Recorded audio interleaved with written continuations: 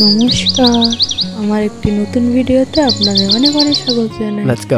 এখন ঘড়িতে বাজে সকাল 6:30। এখন থেকে ব্লগটা শুরু করছি। তো প্রথমে ভিডিওর আগে জানাই সবাইকে শুভ নববর্ষ। তো আজকে সকালটা দেখতে পাচ্ছেন কত সুন্দর একটা সকাল। তো আমাদের গ্রামের দিকে কেমনভাবে নববর্ষ পালন হয় সেটা আপনাদের সামনে আমি দেখানোর চেষ্টা করছি। কিছু কিছু ক্লিপ আমি তুলতে পারিনি, আর কিছু কিছু ক্লিপ আমি তুলেছি। তো সেইগুলো যেগুলো আছে সেইগুলোকে আমি দেখানোর চেষ্টা করছি। তো দেখতে পাচ্ছেন সকালবেলা সূর্যটা উঠছে যখন কত সুন্দর একটা যে দৃশ্যটা কত সুন্দর লাগছে। আর ওদিকে আমার মা নিম পাতা বাটছে, আর বোন এদিকে হলুদ একটু ছাড়িয়ে দিয়েছে।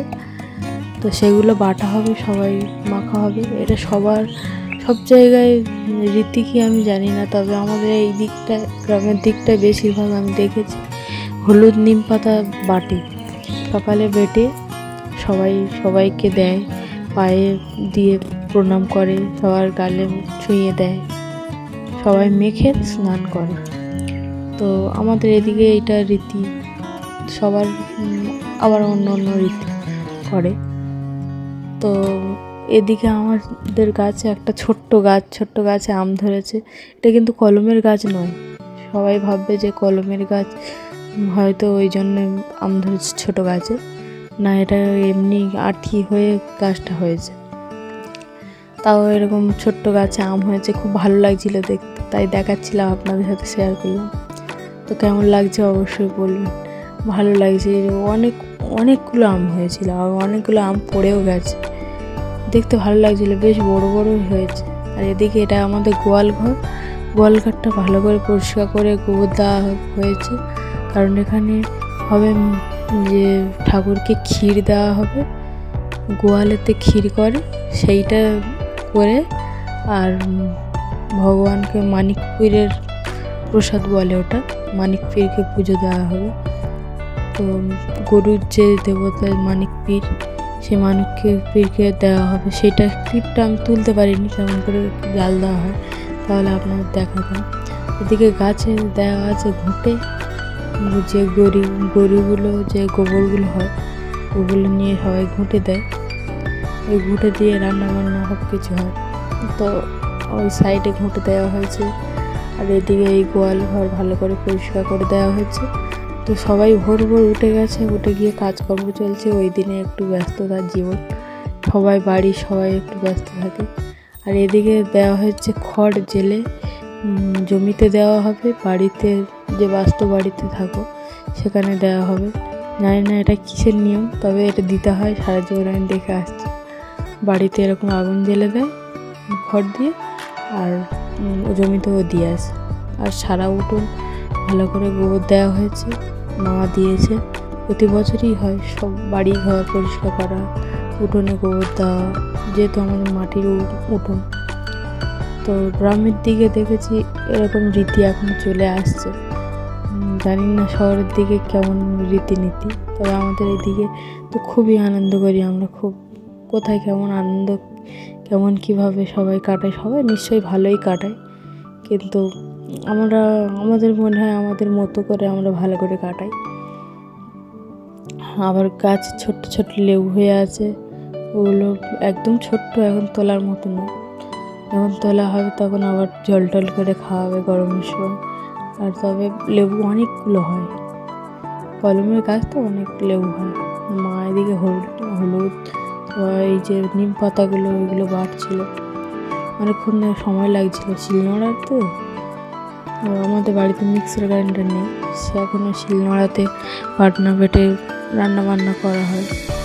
আর এদিকে ভাই মাকে একটু মাখিয়ে দিচ্ছে হলুদ আর নিম পাতা, প্রণাম করে নিচ্ছে, বাবাকেও প্রণাম করে দিচ্ছে।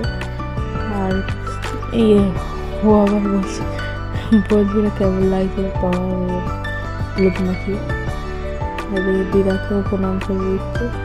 ও সবাইকে একটু একটু করে প্রণাম করে নিয়ে আর ও নিজেও একা একা মেখে নিচ্ছে। এদিকে গরুকেও দিতে হয়, গরু পায়ে দিয়ে প্রণাম করতে হয়, তারপর গরুকে মাখিয়ে দিতে হয়। আমার বাবা সকালবেলা গরুগুলো স্নান করিয়ে দিয়েছে, আজকে গরু স্নান করাতে হয়, তারপর পায়ে এরকম হলুদ টলুদ দিতে হয়। বাবা এদিন স্নানও করাচ্ছে, আর একটা গরু বাকি ছিল তারও স্নান করিয়ে দিচ্ছি ভালো করে। তো আগে দেখেছিলাম যে পুকুরে নামিয়ে স্নান করাতো, এখন আবার উপরে জল তুলে এনে ভালো করে সাবান শ্যাম্পু আর হলুদ যে নিম পাতা ওইগুলো দিয়ে ভালো করে স্নান করানো হয়। ওদেরকে হলুদও মাখিয়ে স্নান করিয়ে দেয়। সবাই ওই পায়ে দিয়ে আশীর্বাদ নেয় একটু। তো আমিও দিয়েছিলাম, সেই ক্লিপটা তুলে নিই, ভাই দিয়েছে, আমার বোনও দিয়েছে। তো এই দিনটা মেনলি বেশিরভাগ মানে গরুকে স্নান করানো, তারপর নিজেরা পরিষ্কার হওয়া, তারপর গোয়ালেতে ক্ষীর দেওয়া, ওটা গোয়ালেতে পুজো দেয় ক্ষীর দিয়ে। তো ওই যে প্রসাদটা হয় না, ওই প্রসাদটা মানে অমৃতের মতো খেতে, মানে বলে বোঝাতে পারবো না, এত সুন্দর খেতে। ঠাকুরের প্রসাদ বলেই কি জানি না, তবে কিন্তু খুব ভালো খেতে হয়। মানে ভগবানের প্রসাদ যেমনই হোক না কেন তেমনই সুন্দর, সেই রকম ভগবানের প্রসাদ যে এমনি তুমি করে বাড়িতে খেলে সেরকম টেস্ট হয় না, ওটা কিন্তু একটা আলাদাই টেস্ট, একটা অন্য রকম। যেহেতু ভগবানের প্রসাদ ওই জন্যেই হয়তো হয়। প্রতি বছর ওই প্রসাদটা খাওয়ার জন্য আমরা খুব আগ্রহ হয় যে ওই প্রসাদটা কখন হবে। একটু হলেও পেটে যদি না জায়গা থাকে, ওই দিন তো অনেক রকম খাবার দাবার হয়, তো খাওয়া দাওয়ার যদি জায়গাও না থাকে অল্প একটু তো টেস্ট করে দেবো যে কেমন হয়েছে, ওটা তো ভালো হবে জানি। ওই জন্য আমরা বেশি করে খাই, আমার তো খুব ভালো লাগে, আমার প্রিয়। তো চারিদিকটা একটু দেখিয়ে দিচ্ছি। আর এদিকে আমার বোন আমাকে একটু পায়ে হলুদ দিয়ে আর প্রণাম করছে, আমি আবার ইয়ার্কি করে মাথায় আবার আশীর্বাদ করে দিল, মুখেও একটু লাগিয়ে দিচ্ছি। বোনও এসেছে, আমিও গেছিলাম পয়লা বৈশাখে, আর গরুকেও একটু প্রণাম করে নিচ্ছে, আশীর্বাদ নিয়ে নিচ্ছে। আর এদিকে বাবা জাল ফেলছিল পুকুরে, আমাদের পুকুরে, আর পাশাপাশি দুটো পুকুর, মাঝখানে একটা দেওয়া আছে, পাড় দেওয়া আছে। আর এদিকে আমার ভাই একটা শাপলা ফুল তুলে আমার হাতে দিয়ে দিয়েছে, আর চারিদিকে শাপলা ভর্তি হয়ে আছে। কি অপরূপ সেই দৃশ্য, যারা গ্রামে থাকে তারাই একমাত্র জানে কেমন সুন্দর জীবনযাপন কাটায়। শহরের জীবনের থেকে আমার মনে হয় গ্রামের জীবন আনন্দ বেশি আনন্দ উপভোগ করা যায়। বা আনন্দ হয়তো অনেক জিনিস ক্ষেত্রে আমরা হয়তো একটু পিছিয়ে আছি, কিন্তু গ্রামের যে আনন্দ, যে গ্রামে যে আমরা শৈশবটা কাটিয়েছি তার আনন্দ, বা গ্রামে বড় হওয়া, এইসবগুলো অপরূপ দৃশ্যর মধ্যে সবুজ গাছপালা, চারিদিকে পাখি, পুকুর, চারিদিকে মানুষের ব্যবহার, আমার মনে হয় গ্রামে সবথেকে শ্রেষ্ঠ। তবে এইটা নিয়ে হয়তো কন্ট্রোভার্সি অনেক হয়, আমি দেখেছি, কিন্তু আমার মনে হয় আমি গ্রামে আছি বলে সেটা কি আমি তাই জানি না, কিন্তু আমার গ্রামটা বেশি ভালো লাগে শহরের থেকেও। আমার মনে হয় গ্রামের মানুষ স্বচ্ছ, মন খুব স্বচ্ছ সুন্দর, গ্রামের মানুষ সব থেকে ভালো শহরের মানুষের তুলনায়। তবে এটা আমি কাউকে মানে বলার জন্যে বা কাউকে হচ্ছে কি ছোটো করার জন্যে, কাউকে করার জন্য আমি কিছু বলিনি। তো আমার মনে হয় সেটা, আমরা যেহেতু গ্রামে থাকি তো গ্রামের মানুষের মনটা আমরা জানি, কিন্তু শহরের মানুষের কেমন হয় আমি জানি না। হয়তো মানে অনেকের তো সুন্দর হয় মন, তবে আমাদের এখানে অপরূপ যে দৃশ্য, এখানে বেড়ে ওঠা, এখানে এই দৃশ্যগুলো আমার খুব ভালো লাগে। আর এদিকে গোয়ালেতে সব কিছু হয়ে গেছে, এবার ক্ষীরটা হবে। আর আমগুলো আর একবার দেখিয়ে দিচ্ছি, এই আমগুলো আবার পেড়ে চাটনি করা হবে আজকে, এই আমগুলোর চাটনি আজকে খাবো। কিন্তু আজকের ভাত খাওয়ার যে ক্লিপিংটা ওটা নেওয়া হয়নি, কী রান্না হয়েছিল সেটা দেখানো হয়নি। রান্না হয়েছিল, ডাল হয়েছিল, তারপর আলু ভাজা হয়েছে, পটল ভাজা হয়েছিল, আর উচ্ছে ভাজা হয়েছিল, তারপর কুমড়ো আলু মাছের মাথা দিয়ে চচ্চড়ি হয়েছিল, মাছের ঝাল, মাংস, চাটনি, পাঁপড়, পায়েস এইসবগুলো হয়েছিল।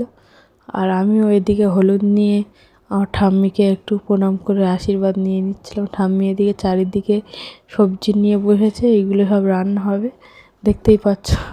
আর প্রতি বছরই আমাদের খাওয়ার মেনুতে মানে মাছটা তো থাকবেই, আর সবজি অনেক রকমের সবজি থাকে আমাদের মেনুতে। কেন আমি জানি না, প্রতি বছরই থাকে, বললো খেতে হয়।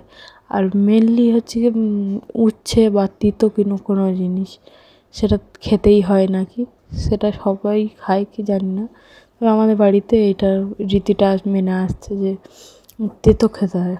আর নববর্ষের দিনকে কারোর বাড়িতে নাকি যেতে নেই। তো আমরা রাতে বাড়ি চলে এসেছিলাম। বাড়িতে এসে একটু ছাকা তেলে পরোটা বানিয়েছি আর একটু শুকনো পরোটা বানিয়েছি। আমার হাজব্যান্ড খাবে শুকনো পরোটা, মানে তেল না দিয়ে ভাজা, কিন্তু ময়দাতে ময়ন দেওয়া হয়েছিল তেল দিয়ে, আর তেল না দিয়ে পরোটা ভাজা, সেটাও খাবে। আর আমি খাবো ছাকা তেলে পরোটা ভাজা। তো ও ওটা খেতে ভালোবাসে, আমি এটা খেতে ভালোবাসি, ওই জন্য দু রকম বানিয়েছি। আর আমার মা পাঠিয়েছিল মাংসের তরকারি, একটু অনেক রকমের তরকারি হয়েছিল, ওবেলা খেয়ে আর আমার কিছু খেতে ভালো লাগছিল না। তো মা বললো যে শুধু মাংসটা পাঠাই, তুই বাড়িতে গিয়ে খাবি। ওর বাবাকে বললাম যে ভাত করবো, বললো না একটু পরোটা বানাও, পরোটা দিয়ে ভালো লাগবে। তো সেটা পরোটা বানিয়েছিলাম, আর ওই মাংস দিয়ে বেশ ভালোই লাগছে। তো আমার ভিডিও যদি ভালো লাগে থাকে তাহলে লাইক করবেন, কমেন্ট করবেন, শেয়ার করবেন। দেখা হবে আবার পরের ভিডিওতে। টাটা। চ্যানেলটি সাবস্ক্রাইব